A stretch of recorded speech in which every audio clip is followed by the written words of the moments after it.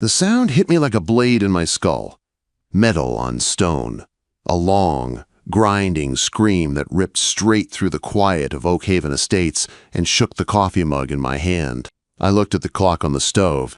7:05 a.m. Saturday. Of course. The noise came from the house next door, the one that had been empty for 6 months, the one that had turned into a weed jungle no one wanted to talk about in the HOA group chat, the one my new neighbor had moved into 3 weeks ago. I walked to the kitchen window that looked over the shared fence line and pushed the curtain aside. My yard was how I liked it. Clean lines, deep green grass, low stone walls, soft shade trees right where they should be. My company was called Arbor and Stone for a reason. I built peaceful spaces for other people all week. My own place was supposed to be my sanctuary. Next door was the opposite of sanctuary.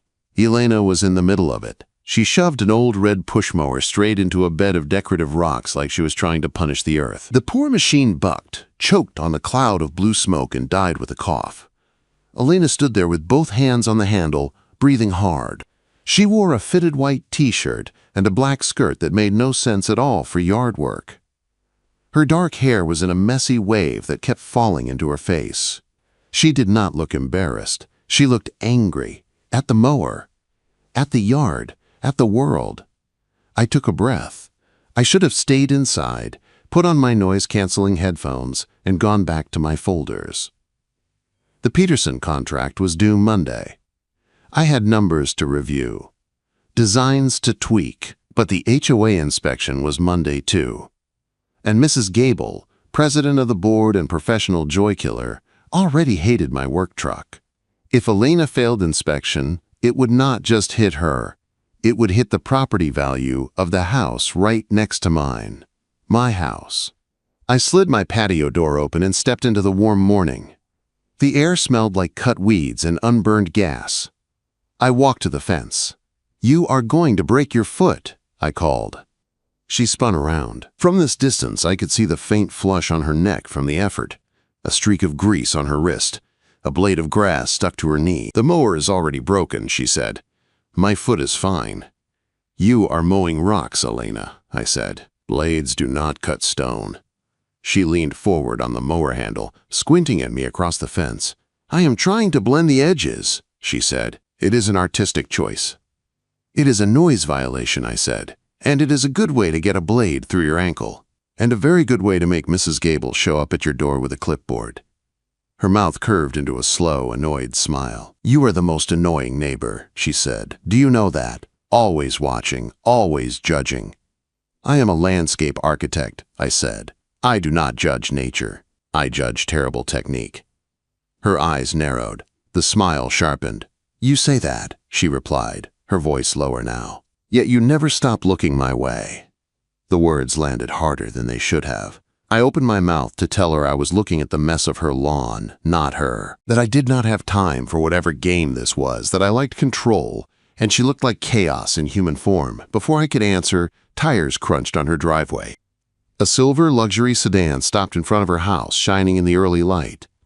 The door shut with a soft, perfect thud. I did not have to see the driver to know who it was. Mrs. Gable. "Here we go," I muttered. Elena shot me a quick side glance. "Friend of yours?" she whispered. "Something like that," I said. Mrs. Gable marched up the driveway, heels sharp on the concrete, clipboard hugged to her chest like a weapon. Her gray bob did not move in the breeze. Her mouth was a tight line. "Miss Torres," she called out in a clear, sharp voice. "I received a report of unauthorized machinery noise before 8 a.m. Elena looked at me, eyebrows lifting. I lifted both hands in surrender. "I did not report you," I said quietly. "My mower is broken, Mrs. Gable," Elena said. She wiped her hands on her skirt. "So the noise problem is solved." "The noise is a symptom," Gable said. Her eyes moved over the yard. "Patchy grass, dandelions, overgrown shrubs. The disease is neglect." Her pen scratched across the paper. "This lawn is a disgrace to Oakhaven," she went on. "You have 48 hours to bring the property up to code or fines begin. They increase daily." She turned to me like a cat spotting a second mouse. "Silas," she said. I trust you have informed your neighbor of our covenants. Or are you too busy parking that monstrosity of a truck in your driveway? My truck is in the garage, Mrs. Gable, I said. I kept my voice flat. And Elena has the handbook. Good, she said. She tore off a pink slip and handed it to Elena. Monday, 9 a.m., reinspection. I expect improvement. She spun on her heel and walked back to her car. The engine started. The sedan rolled away, leaving silence and the smell of exhaust. Elena stared at the pink slip. The fight left her face. Under the grease and frustration, I finally saw it. Panic. I cannot afford a crew right now, she said quietly. I used my last savings on the plumbing. If I get fined, I am done. I looked at the dead mower. I looked at the jungle of weeds. I thought about how my crew and I could fix this yard in 4 hours, maybe less. Then, I thought about my own rule. Do not get involved with neighbors. Good luck, Elena, I said. I turned back toward my patio door.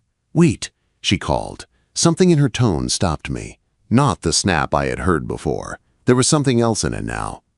You have a chainsaw, right? She asked. I turned slowly.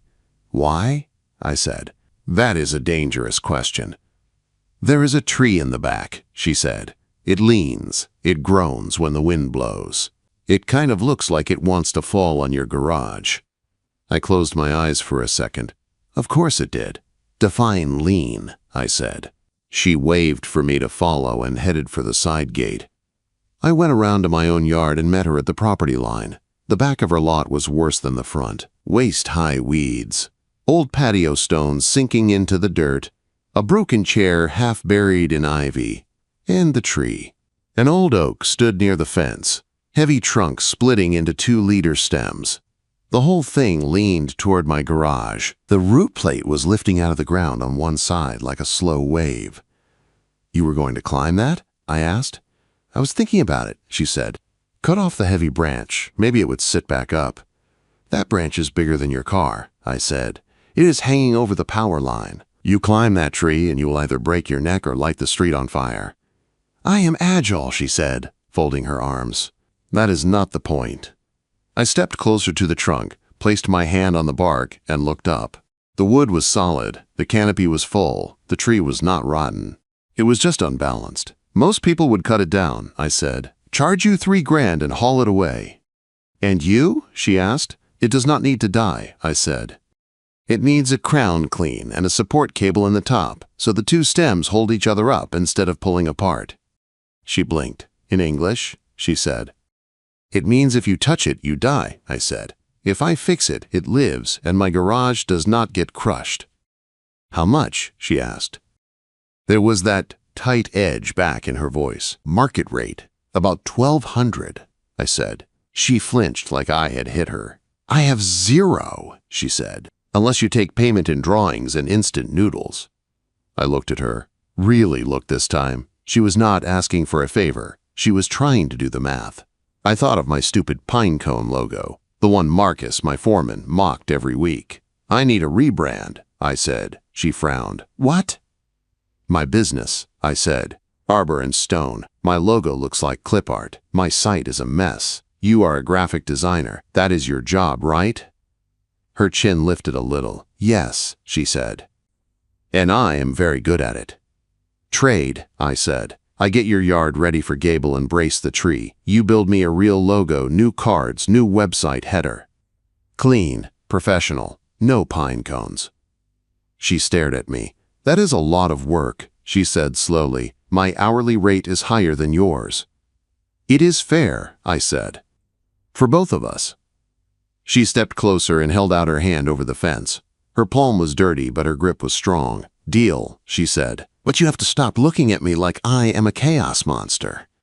I took her hand. It was smaller than mine and warm, even with the grease and dirt. Stop being a chaos monster, I said, and I will stop looking. I let go and turned back toward my house, already making a list in my head. Soil, seed, mulch, cable, hardware. The arrangement was supposed to be simple. Just work for work. I had no idea how fast it was going to take over every part of my life. By Sunday morning, our simple trade took over my entire weekend. I backed my trailer up to Elena's curb at 8 sharp. The same neighbors who pretended not to watch everyone else's business were suddenly outside with dogs and fake yard work. I fired up my commercial mower. The engine's deep, steady rumble was nothing like the tortured squeal from yesterday. Lena sat on her front steps with a sketchbook balanced on her knees, bare feet on the cracked concrete. "You look very serious," she called out. "I am fixing a crime scene," I answered. I moved the mower in clean lines across the yard, cutting the tall grass down to a smooth carpet. I edged the walk, carved a sharp border around the flower beds, and fed the worst patches with seed and compost. Every time I looked up, she had her pencil moving, eyes on me. "Stop moving so much," she yelled over the engine. "I am mowing," I shouted back. "Moving is part of the job." "I am trying to capture your jawline," she replied. "It is very angular. It keeps changing." I killed the engine. "You are supposed to be designing a logo," I said, not drawing my jaw. "I am studying my client," she said, smirking. "Your brand is Brooding Mountain Man, right?" "The brand is competent," I said. "Something you might want to try." She put a hand to her chest, like I had wounded her. "Wow," she said. "You are grumpy when you sweat." I went back to work, but I was too aware of her eyes on me. I felt the weight of her attention on my shoulders when I pushed the aerator. I could feel her watching the way I checked the sprinkler heads and reset the stones along her walkway. By noon, her yard looked like a different house. The grass was short and even. The beds were mulched. The weeds were gone. The edges were sharp instead of soft and wild. It hurt my pride, how proud I felt looking at it. I loaded the equipment and closed the trailer gate. "Silas," she called. I turned. She stood at the end of her porch steps with 2 sweating glasses of lemonade in her hands. "First payment," she said. "Hydration and sugar." I walked over and took the glass. Our fingers brushed. A small thing, but it sent a spark up my arm. "Mrs. Gable is going to hate that it looks this good," she said, looking at the lawn. "She wanted me to fail." "She wants control," I said. "You make too much noise. You are new. You do not fit her idea of Oak Haven." "And you?" she asked, tilting her head. "Do I fit your idea of Oak Haven?" I looked at her. Dark hair messy, white shirt streaked with grass, eyes bright even in the sun. "No," I said, "you do not." She smiled slowly. "Do I disrupt your ecosystem, Silas?" I could have lied. I could have said no and walked away. "Yes," I said instead, "you do." I finished the lemonade, set the glass on the railing, and left before I did something stupid like run my hand through her hair. That night, I tried to focus on my email. Instead, I kept thinking about her face when Mrs. Gable handed her that pink slip, the way her shoulders dropped, just for a second. At 9, I gave up. I rolled my toolbox out of the garage and pushed it to the fence. Her porch light clicked on. She stepped into the doorway in leggings and a big shirt, hair up now, eyes wary. "What are you doing?" she asked. "Bring the mower to the fence," I said. "You are not going to take it apart and judge its personality, are you?" she asked. "I am going to fix it," I said. "So you stop trying to mow gravel." She hesitated, then dragged the old red mower across the grass. Up close, it was worse than I thought. Old fuel, rust. Filter clogged with dust. "You have been feeding it bad gas," I said. "I have been feeding it hope," she said. "Hope does not burn," I said. I tipped the mower back and pulled the carburetor apart right there by the fence. My hands moved without thinking. Clean the bowl. Clear the jet. Replace the filter. Sharpen the blade. She went quiet. "I like watching you work," she said softly after a while. "That is a strange hobby," I said. "It is like watching someone speak a language," she said. "You do not waste a move." "That is because mistakes hurt," I said. "And they cost money." When I finished, I primed the engine and pulled the cord. The mower caught on the second pull, humming steady. "You are kidding," she said. "That is witchcraft." "No," I said. "That is maintenance." She leaned on the fence, her smile smaller now, not sharp, just real. "Thank you," she said. "Monday," I reminded her. "When she comes back, let me do the talking." "Why you?" she asked. "You are the annoying neighbor." Because she respects contracts, I said, and fines, and I speak fine. The next week fell into a strange rhythm. I would leave for job sites early, my truck stacked with stone and tools. She would sit on her porch step with her laptop and a mug, working remote on some ad campaign or brand package for a company in another city. At night, I would come back tired and find emails from her, logo drafts, color palettes, mock-ups. One evening, I found her halfway down her driveway, dragging a huge cardboard box. "Stop before you break your spine," I called. "It is a bookshelf," she said, panting. "It weighs more than I do." I lifted it like it was nothing and carried it inside. Her living room smelled like paint and coffee. Art leaned against the walls. Half-opened boxes sat in corners. It looked like a life in pieces that she was still trying to arrange. "Got a drill?" I asked. "I have a screwdriver and optimism," she said. "Not enough," I said. I went back for my impact driver and had the shelf together in 10 minutes. "You are really handy," she said quietly. "It is just leverage and torque," I said. "No," she said. "It is care."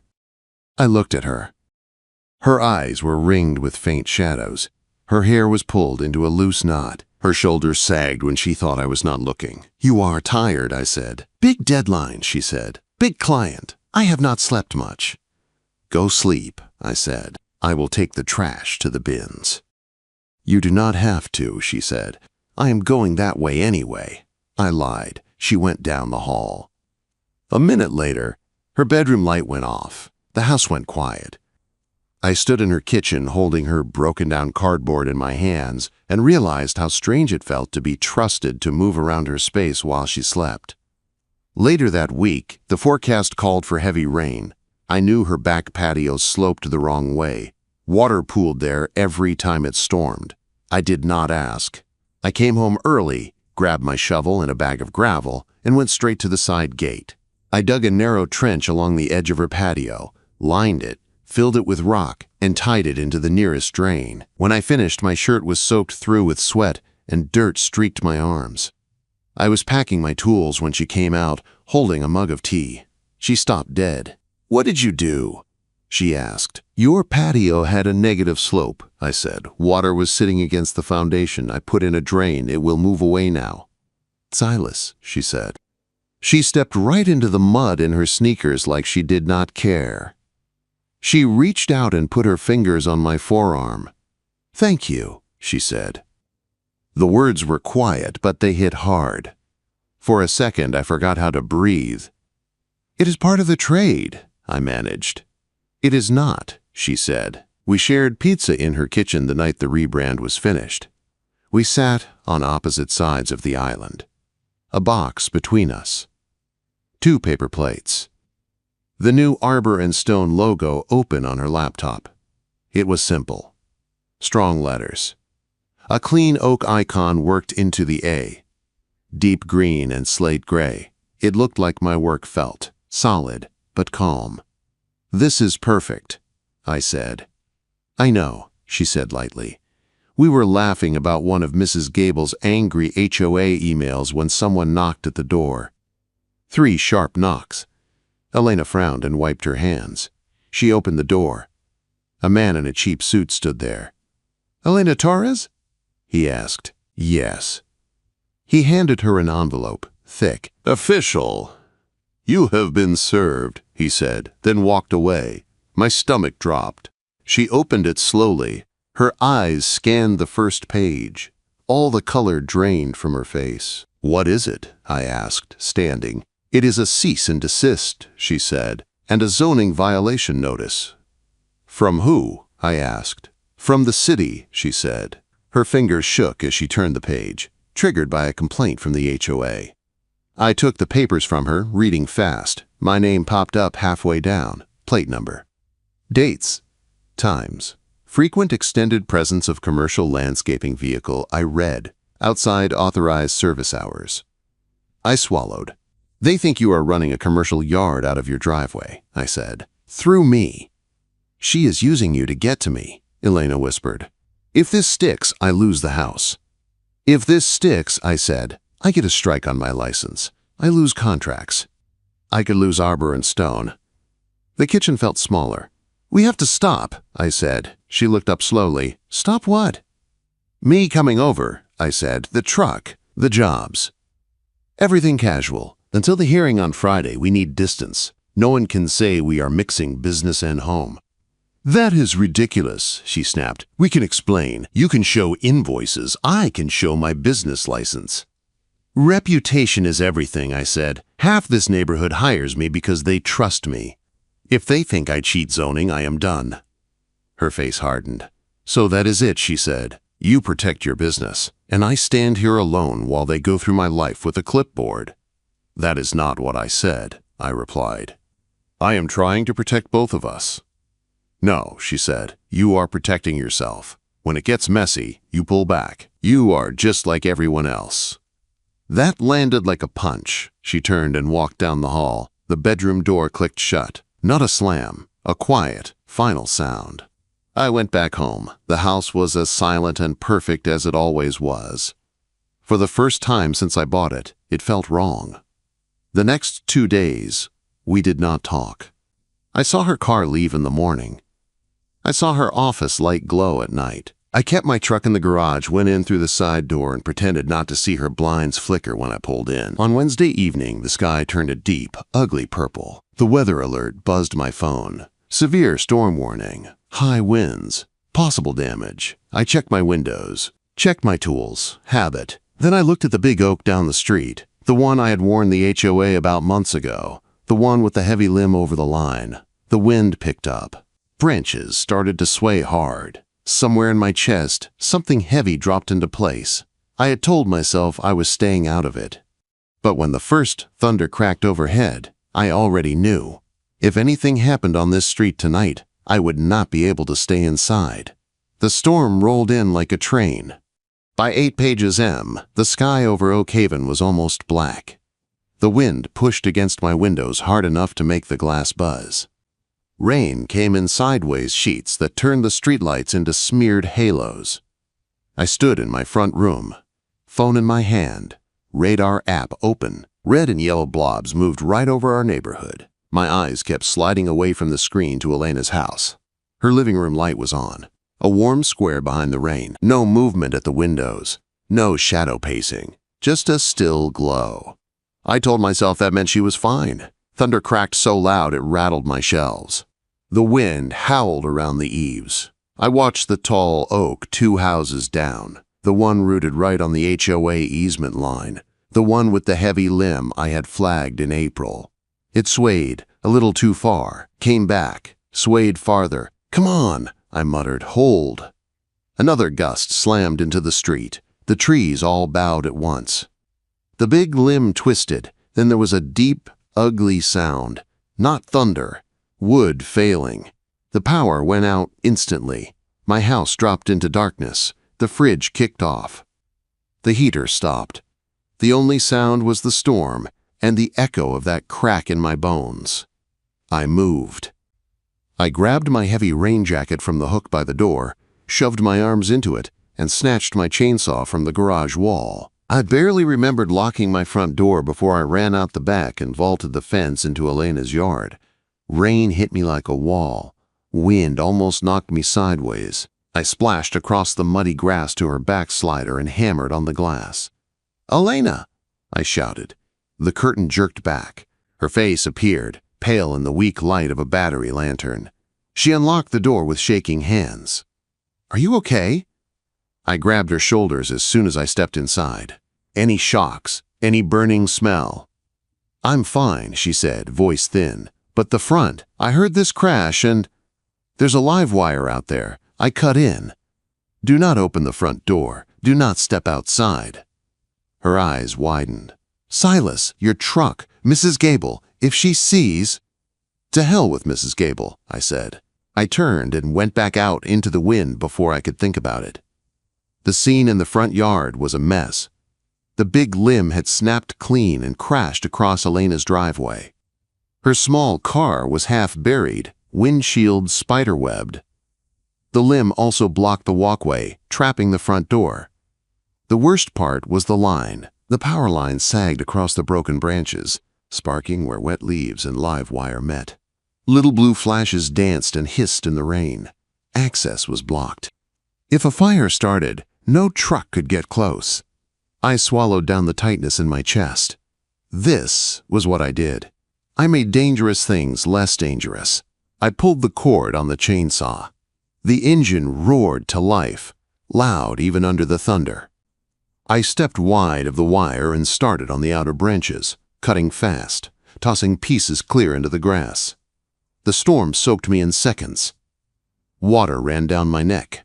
My boots slipped in the mud. I kept moving. Cut, drag, breathe. Cut, drag, breathe. A beam of light hit my face.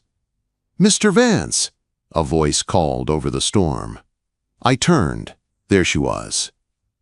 Mrs. Gable standing on the sidewalk under a perfect black umbrella, clipboard in hand, like she was inspecting a garden party instead of a live hazard. "This is unauthorized activity," she shouted.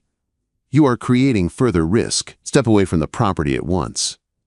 I cut the saw, letting the sudden silence slam into my ears. Rain hammered the ground. The power line hissed weakly over the branches. I walked toward her, chainsaw hanging from one hand. "Male, mid-50s, 5'2", I said. My voice came out calm and cold. "There is a primary voltage line down in this yard, Mrs. Gable. I have cleared a path so the utility crew can reach it. If you take one more photo or write one more note instead of calling the power company, I will file a negligence claim against this board." She blinked at me like she had misheard. "I warned you about this limb in April," I said. "I sent photos. I recommended an arborist. I have your written acknowledgement. You did nothing. This is not an act of God. This is an act of ignoring your own emails." Her grip tightened on the umbrella handle. "This is not the time or place for—" "Go inside," I said. "Now." For a moment, we just stared at each other. The wind whipped her hair out of place. Her clipboard dipped a little. Then she turned and marched back toward her house. I went back to work. By the time the utility truck arrived, my arms were shaking from effort and cold. The linemen killed the power at the pole. Firefighters checked for hotspots and cleared us from the wire area. "Nice job on the access," one of the guys said, nodding at the cut path. "Most people make it worse." "I like my neighbors alive," I said. When they left, the street was dark and quiet again. Only the sound of dripping water and distant thunder remained. I walked back to Elena's front porch. She was there, standing in the doorway with a lantern in her hand. The light threw gold over her face and made her eyes look even bigger. "You are soaked," she said. "You are not," I said back. "Good." She stepped aside so I could come in. I peeled off my jacket and boots on the rug and set my chainsaw in the corner. The house smelled like wax and lemon cleaner and fear slowly cooling down. I moved on autopilot. "Flashlight?" I asked. She handed me a small one from a drawer without question. I checked the attic access for leaks. Nothing dripping. I checked the gas line by the water heater. No smell. I checked the ceilings for bulges. Dry. She followed me from room to room, quiet, her bare feet soft on the hardwood. When I was satisfied the house would not fall apart overnight, I stopped in the hall. My shirt clung to my back. My hair dripped. "You are not leaving," she said. It was not a question. It sounded like she already knew the answer and needed to hear it anyway. "I almost did," I said honestly. "I almost stayed home and pretended I did not hear that limb go." Her throat worked. "But you did hear it." "Yeah," I said, "and then I saw your driveway. That kind of killed my plan." Something in her shoulders released. A little knot I had not even realized she had been holding finally let go. She set the lantern on the console table. The light made a small warm circle in the dark hall. "I was mad at you," she said, "when you pulled back after the notice. I felt like you threw me to the wolves." "I was scared," I said, "about my business, about my license, about losing everything I built. I did what I always do when things get messy. I tried to control the damage." Quote. Her gaze dropped to my hands. My knuckles were scraped. My fingers were still shaking slightly from the chain's vibration. "You came running anyway," she said. "I am good in emergencies," I said. "Real ones." She stepped closer. Her fingers brushed my wrist. "Not an accident. Not a nervous twitch. Tomorrow, at the hearing," she said. They will make it about your truck again. About me. About us. Julian from the board will circle like a shark. Then we do not let them choose the story, I said. We make it about the tree, about your safety, about their failure to act when they were warned. Her eyes met mine. For the first time since I met her, we were completely on the same page for something bigger than grass and logos. Okay, she whispered. We do it your way. She did something then that surprised me more than the storm. She slid her hand down my arm and laced her fingers through mine. No hesitation. No half move she could pretend was a mistake. You are freezing, she said. You are warm, I answered. She huffed out a tiny laugh that sounded half like a breath, half like a sob. Silas, she said, I do not want to do this alone. You are not, I said. I let go of her hand only so I could bring my palm up to her jaw. Her skin was soft and cool. Her eyes searched my face wide and focused, like she was trying to read every thought in my head. This is a bad time, I said quietly. Storm. Lawsuit. Power out. It is the only true time we have had, she said back. Everything else was pretending we were not here. We stood in the narrow hall between her kitchen and bedroom. The house hummed with the last bits of storm energy. The lantern buzzed softly. I leaned in, slow enough for her to change her mind. She did the opposite. She rose on her toes and met me halfway, fingers clutching my damp shirt. The kiss was not a movie kiss. It was not slow and sweet at first. It was full of relief and leftover fear, soft mouths and tight hands, and the simple shock of finally crossing a line we had been dancing around for weeks. I kept it clean. No rush, no grab that would scare either of us. Just steady pressure and the kind of promise I did not know how to say with words yet. When we pulled back, her forehead rested against my chest. I could feel her breathing, fast at first, then slowly matching mine. Coffee at 6? She murmured against my shirt. Strong, I said. Black. I know, she said. I listened. She stepped back, picked up the lantern, and nodded down the hall toward the guest room. You can take the spare bed, she said. If you leave now, the tree was an accident. If you stay, it was a choice. I am staying, I said. Good, she whispered. She disappeared into the dark, leaving a faint trail of jasmine and rain behind her. I lay awake that night staring at the ceiling of her guest room, listening to the quiet house and the distant drip of water outside. I should have been replaying the storm, planning the hearing, counting the risks. Instead, I kept seeing the way she looked at me in the hall, not like the annoying neighbor, like something else I did not have a name for yet. In the morning, when I walked into her kitchen, the power was still out, but there were 2 mugs on the counter, one already filled, black, no sugar. She slid it toward me without a word. Ready? She asked. For the HOA? I said. Or for whatever this is, quote. Both, she said. I took a long swallow of the too hot coffee, let it burn a path down my throat, and nodded. Yeah, I said. Let's go make some noise. The Oak Haven Community Center always smelled like old coffee and cheap carpet. By 6:30 that evening, every folding chair was filled. Curious neighbors, bored spouses, and 3 people pretending they were only there for the cookies. The HOA board sat at the front behind long plastic tables. Name cards. Little plastic pitchers of water. Power. Mrs. Gable sat dead center, her clipboard in front of her like a judge's bench.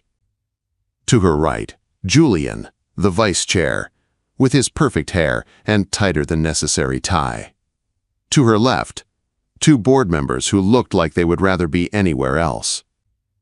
Elena and I took seats in the second row. People turned and whispered. I heard my name. I heard, truck. I heard, violation and bad influence, and he's in her house all the time. Elena sat very straight, hands folded over a slim file. Her dark hair was smooth. Her lips were bare. No armor makeup, no statement jewelry. Just a simple black dress and that steady look in her eyes. You okay? I murmured. No, she said, but I am ready. The meeting started with boring business. Budget updates, pool filter repairs, someone's complaint about teens at the playground after dark. Then Gable cleared her throat. "Next item," she said, "zoning compliance and vehicle violations regarding Lot 14 and Lot 15. Every head turned toward us. "Mr. Vance," she said, "Ms. Torres, please step forward." We stood and walked to the front. My pulse picked up, but my feet felt steady on the cheap carpet. Gable adjusted her reading glasses.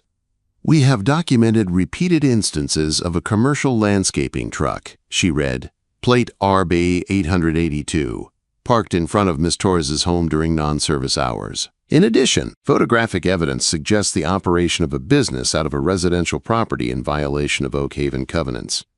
She looked up smug. "We take these matters seriously," she said, "for the good of the community." I set my folder on the table. "Before we discuss my truck," I said, "we are going to talk about your tree." A low murmur rippled through the room. "That is not on the agenda," Julian said quickly. "We are here to discuss. We are here to discuss safety and compliance," I said. "Both words are printed at the top of that very agenda, right?" I turned my body slightly so most of the room could see my face. "In April," I continued, "I sent an email to the HOA address about the large oak on the easement by Lot 12. I opened the folder and handed copies to the quieter board members first, not to Gable. They took them. Those photos," I said, "show a lifted root plate, soil heaving, and a heavy limb over the primary power line. In that email, I stated clearly that the tree was compromised. I recommended they hire an arborist or have the city evaluate it." I slid the last page toward Gable. "You replied, 'The board will review,'" I said. "And then you did nothing." One of the board members with glasses leaned closer to the paper, frowning. "And yesterday," I continued, "during the storm, that same limb failed. It brought down the power line and blocked access to Miss Torres's only exit. That was not just an inconvenience. That was a live wire in standing water in front of a house you are supposed to help keep safe." The room went very quiet. I let the silence sit for a second. Then I went on. "You want to talk about my truck?" I said. "Fine, let's talk about it clearly. I run a licensed business.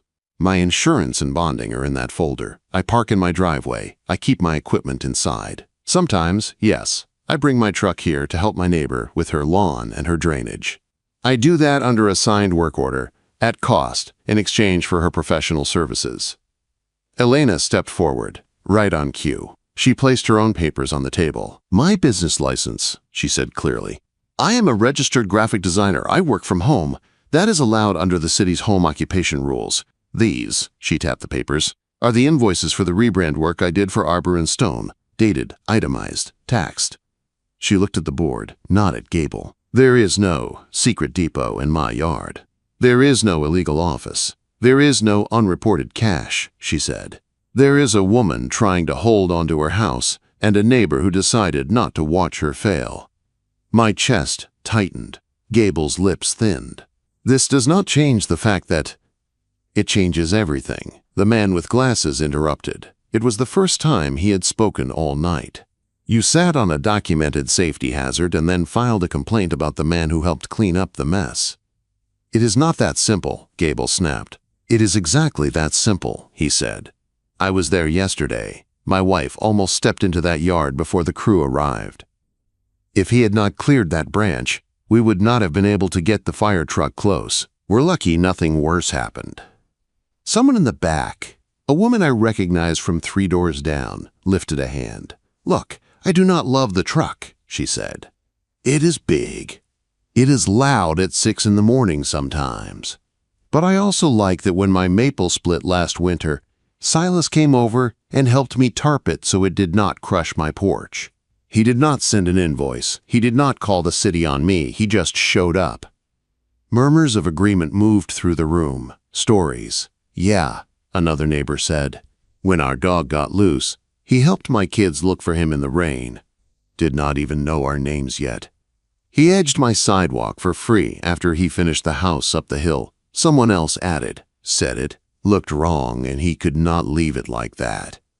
Heat climbed the back of my neck. I did not like being watched. I did not like being talked about. But for the first time in days, it did not feel like a trial. It felt like a tally. Gable's jaw clenched. "Regardless of personal feelings," she said, "the rules about commercial vehicles are clear. We cannot." I slid one last sheet of paper toward her. "This is from the city zoning office," I said. "I requested clarification this morning. A single commercial vehicle, under 10,000 pounds, used by a resident for work, is allowed to be parked in a driveway as long as it is registered and insured. Mine is both." I highlighted the line for you. She scanned the page. Her face went pink. "And," I added, "if the board wishes to escalate, I will happily attach that same clarification to the negligence complaint I file with your insurer about the oak." Her eyes snapped up. "You wouldn't?" "I would," I said calmly, "because unlike that tree, you have been warned twice now." Silence dropped again, heavy, final. The man with glasses cleared his throat. "I move that we withdraw the zoning complaint against Miss Torres and the vehicle violation against Mr. Vance," he said. "I second," the other quiet board member said before Gable could speak. "All in favor?" he asked. Hands went up around the table. Gable's did not. "Opposed?" he tried. Only hers stayed in her lap. "The motion carries," he said. "Complaints withdrawn." Gable's gavel hit the table harder than necessary. "Fine," she said. "Withdrawn. But any future noise violations will be handled like everyone else's," Elena cut in. Her voice was soft, but it carried. "Not like weapons." Gable stared at her. "You have made powerful enemies here, Miss Torres," she said. Elena smiled. It was small and sharp. "And I still sleep better next to a live oak," she replied, "than next to a live wire no one will admit they ignored." We walked out together under the buzzing exit sign. Outside, the air felt washed clean. The storm smell was gone, replaced by damp grass and the distant bark of a dog. "Well," Elena said, exhaling. "That was something." "You were good," I said. "You were terrifying," she said, "in a suit, with papers, and your tree voice." Quote. "My tree voice?" I asked. "The one where you say, 'root plate, like a threat,'" she said. She stepped closer, her heels clicking on the sidewalk, then stopping at my boots. "Neighbors trickled out around us, heading to their cars, talking about anything except what just happened. The world kept moving, but in that little circle of light under the street lamp, it felt like everything had shifted. You did not have to put your name on that threat," she said. "You could have walked away." "Yeah," I said. "I could have. I did not want to." "Why?" she asked. I looked at her, really looked. Not as the older neighbor, not as the loud designer, not as a problem to solve. As the woman who kicked dead mowers at 7 a.m. because she refused to quit. The woman who stared down board members with shaking hands and steady eyes. The woman who remembered how I took my coffee, even when we were supposed to be pretending we were strangers. "Because I am tired of watching things fall when I know how to brace them," I said, "and because you are not just a lawn problem anymore." Her throat worked. Her eyes shone in the yellow light. "I said you were the most annoying neighbor," I added. "You were. You still are." She let out a wet laugh. "Wow! Romance truly is alive in Oak Haven," she said. "But you were also right," I said, "about me always looking your way." Her smile faded into something softer. "Yeah?" she whispered. "Yeah," I said. I stepped closer, close enough that the air between us hummed again like the space near a live wire. Danger and heat, but the kind you chose. "Elena," I said, "I am looking your way now, and I am not doing it for the HOA." Her eyes flicked down to my mouth, then back up. "Everyone is watching," she murmured, a small smile at the corner of her lips. "Let them," I said. She hooked 2 fingers in the front of my shirt and tugged, just a little. Clear signal, no confusion. I bent my head and kissed her. It was not about fear this time. No storm, no emergency, no fake yard deal. Just the simple, steady fact that I wanted to. She leaned into me, one hand flat on my chest, the other still holding that thin file of HOA documents like a battle trophy. We broke apart slowly. "Your place or mine?" she asked, breathless but trying to act normal. Mine has better trees, I said. Mine has better coffee, she countered. Trade? I asked. Trade, she agreed. We walked back down the street side by side. She stopped at the split in the sidewalk between our driveways. You know, she said, if we keep this up, Mrs. Gable is going to have a stroke. She will live, I said. The oak might not. She laughed, and the sound went straight down my spine. Weeks passed. The city cleared the old tree. New saplings went in along the easement. Small, straight, with space to grow right this time. I helped design the planting plan. The board did not argue. Our rhythm changed, but not really. I still left early with my truck, stacked with soil and stone. She still worked on her laptop at odd hours, hair up, bare feet on her porch. Only now, some mornings there were 2 mugs on her step. Black for me, sweet for her. Some nights, my truck stayed parked between our houses. Not hidden, not guilty, just home. On one of those nights, I was in my backyard cleaning tools when I heard the familiar squeak of the side gate. Elena stepped through wearing jeans and an oversized hoodie that clearly used to be mine. She held an envelope in her hand. You got mail, she said. That is my address on it, I replied. Yes, she said, but it came to me first. Mrs. Gable is still mad. She is trying to screen communication. I took the envelope. It was from the city licensing office. For a second, my stomach clenched. I opened it. Then I smiled. Well, Elena asked. Renewal approval, I said. All clear. No strikes. Her shoulders dropped with an audible breath. Good, she said. I need arbor and stone. I have a very demanding backyard that refuses to be tamed.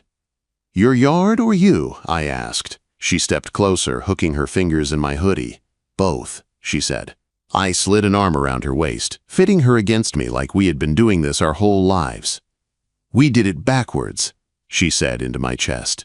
Most people flirt first, kiss second, fight third, then go to war with their HOA. We are efficient, I said. She tilted her head back to look up at me. You still think I am the most annoying neighbor? She asked. Yes, I said. Her mouth fell open in fake offense. You are supposed to say no, she said. You are supposed to say something sweet. You are loud, I said. You mow rocks. You leave boxes in the rain and forget to eat when you are stressed. You track chaos like glitter. She blinked. But, I added, brushing a thumb over the soft skin just in front of her ear, you also make my truck look less like a monster and more like part of something. You draw my trees better than any camera. You keep putting mugs next to my blueprints like you know when I am about to burn out. I took a slow breath. And yeah, I said, I still cannot stop looking your way. Even when I am tired. Even when I am mad. Even when I try not to. Her eyes softened into something so warm I almost had to look away. Okay, she whispered. That was sweet. I am working on it, I said. She tugged my shirt again, light and sure. Come on, annoying neighbor, she said. I made dinner, actual food. No takeout boxes. If you are lucky, I will even show you the new logo mock-up for your truck. Do I look different? I asked. Yes, she said. You look like you finally know you are not alone on this street. I followed her inside. The storm was long over. The trees were braced. The wires were fixed. The HOA had moved on to someone else's curtains. But my eyes? They stayed exactly where they had wanted to be from the first time she kicked that dead mower at 7 in the morning on the most annoying neighbor I had ever had. And the last one I ever wanted.